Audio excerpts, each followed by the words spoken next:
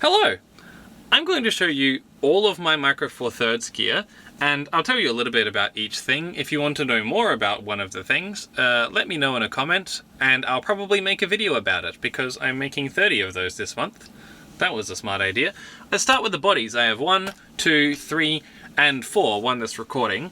This one here is the Panasonic GM1. It is absolutely tiny, seriously small camera. It is only just large enough to house the mount. Like, the camera is the same height as the Micro Four Thirds mount. It is to this day the smallest Micro Four Thirds camera you could have ever gotten. It came out a while ago, but it still has some manual controls at the top. Like, it's got autofocus single, continuous and manual focus switch, and this is my favorite part. Look at this. It's got a little flash that you can angle. This camera doesn't have a flash, and this one is way smaller. I really like this one. I like the idea of this one. It's so tiny, and yet it has the same quality sensor as pretty much any other camera in Micro Four Thirds.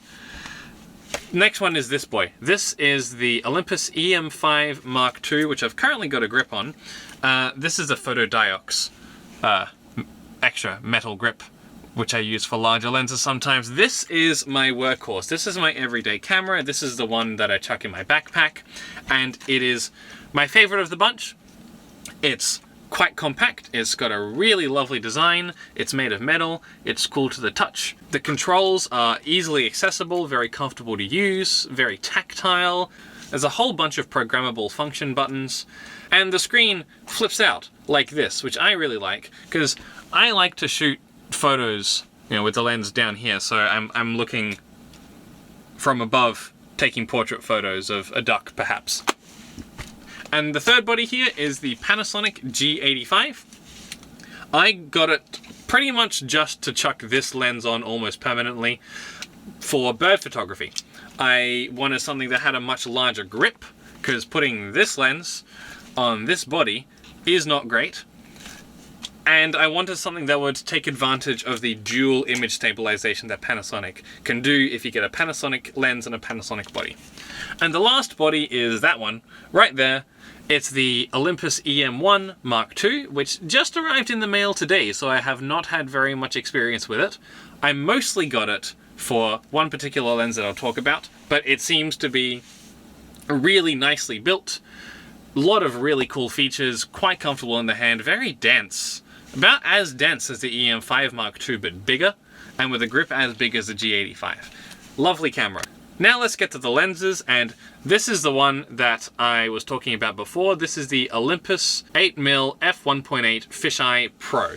It is a super wide angle, very fast lens, mainly used for astrophotography, and I have done a little bit of astrophotography with it, but it's also fun to take it out and about and get an interesting perspective on things. It is super bulbous. That front element is just very spherical looking, and it's got a built-in lens hood, because otherwise that glass would be in a lot of danger.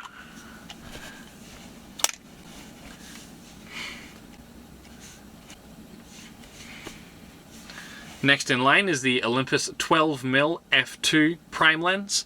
It is tiny, it has a little focus clutch mechanism that switches it from auto to manual focus, which is really nice. It's quite fast, it's sharp, it's lovely, and I only just got it today at the same time as buying that used EM1 Mark II. Great little lens. This is a weird one. It is the Zhongyi Metacon f2 20mm super macro, and when I say super macro, I mean this is a 4 to 4.5 times magnification, so you can take pictures of things that are 4.5 times smaller than the size of the camera sensor. It's insane. I don't use this very much because it's very specialized and it's entirely manual. Like, there is a lot of empty space in here as well. Like, that is just mostly a big old shell. All of the optics are right at the front. It's completely manual, manual aperture, manual focus, no zoom. It's an insane lens, but kind of nice. This here is the Olympus 17mm f1.8 prime, very similar to the 12mm, except slightly faster aperture. It still has the focus clutch mechanism, which is really nice. This is the lens that I used for my first 4 videos of VEDA. Really nice for video. Really nice for photos if you enjoy that sort of 35mm standard focal length. I don't shoot very much at standard focal lengths, but if you do, it's nice. Next is the Olympus 45mm f1.8 prime. This is an amazing, tiny, very affordable portrait lens. You can get some great photos out of this that are very sharp with insane amounts of background blur for something that is absolutely minuscule. Like, you could chuck this on the GM1 and you've basically got the world's tiniest portrait machine. And it has a sensor the same size as the rest of these bodies. It's just so small. I love it. Taking a step backwards is the 75mm f1.8 prime lens from Olympus. Again, it's a portrait prime, much like the 45mm, except much bigger. And this is my favorite lens. It is so nice. I made an entire video on it just because of how much I love it. The photos it takes are absolutely wonderful. The background blur is insane. The bokeh quality is, it's lovely. The perspective is super tight. The sharpness is, it's sharp. This is a great, wonderful portrait lens, and you chuck on an EM5, really well balanced. Like, this combination, it's so small and insanely powerful. It's great. I love it. This is the Olympus 60mm f2.8 macro. It's an autofocus macro, unlike the Zhongyi Midicon. It only does 1x magnification compared to the 4 to 4.5 times. But when I say only, this gets incredibly close. You can take really nice macros of bugs with this. It's a lovely lens.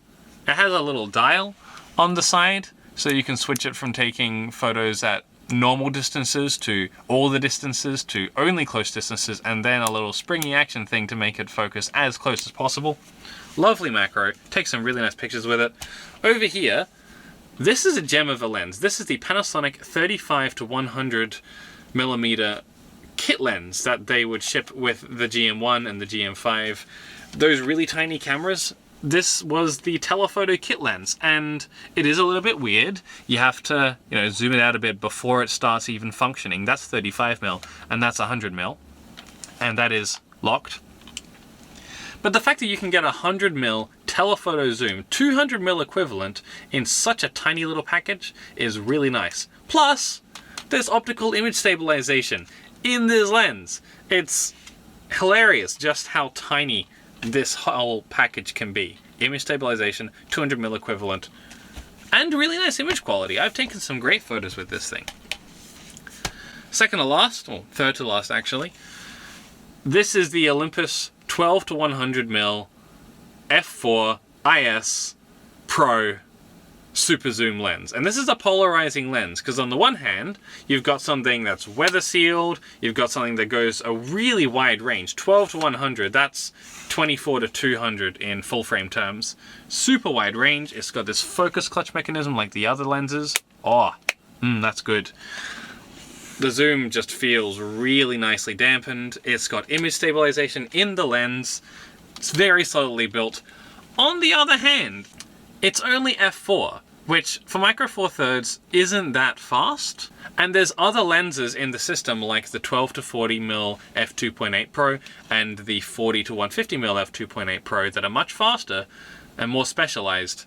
But I really enjoy this lens. You slap it on an EM5 Mark II, it is a little front heavy. With the grip, it's a little bit better. You put it on something like an EM1, it's really nicely balanced, and you feel like you can do anything. You can take this out into the rain, you can take it down to the river, you can take wide photos, you can take zoomed in photos, you can take portraits, you can take close-ups. This has a really short minimum focusing distance. It's just a lovely lens to go out and use. The specs don't really say, oh, special, nice lens, because f4 in this range is nothing fast. But the versatility is really, really nice. I quite like this lens. Second to last, this is the Panasonic Leica 100 to 400mm telephoto lens. This is what I used for bird photography. And, well, it's long. Like, that's a long lens.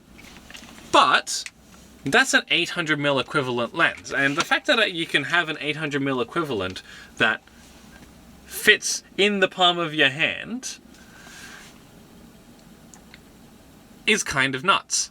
This is very small. You can chuck this in a backpack quite easily. You can take photos of birds very far away. I've had a lot of fun with this lens. This is one of my favorite parts about Micro Four Thirds, is just how tiny you can get your telephotos.